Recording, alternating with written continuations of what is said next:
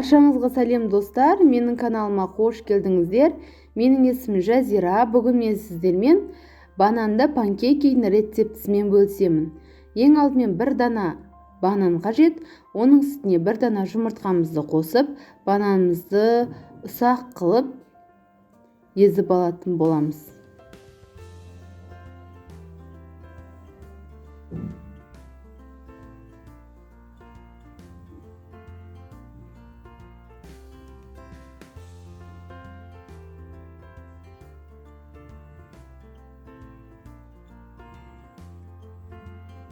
Мінекей достар, дәл осылай езіп алдық. Оның үстіне бір қасықтай қантымызды және сұйық майымызды қосып араластырамыз.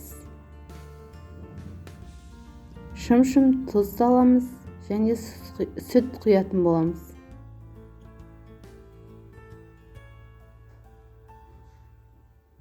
Дәл осылай жақсылап араластырып алып, оның үстіне електен өткізілген ұнымызбен қопсқышымызды қосып және жақсылап араластырып аламыз.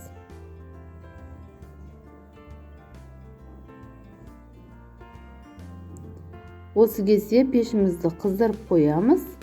Қызып тұрған тапамыздың үстіне панкейктерімізді құйып шығамыз. Өте тез арада піседі.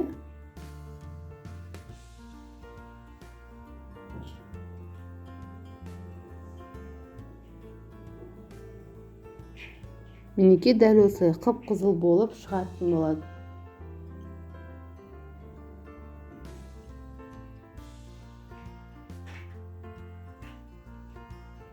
Барлығын дәл осылай пісіріп аламыз. Көріп тұрғандарыңыздай үстін бананмен сәндеп, оның үстіне бал құйып шықтым. Өте дәмді әрі ерекше болып шығады.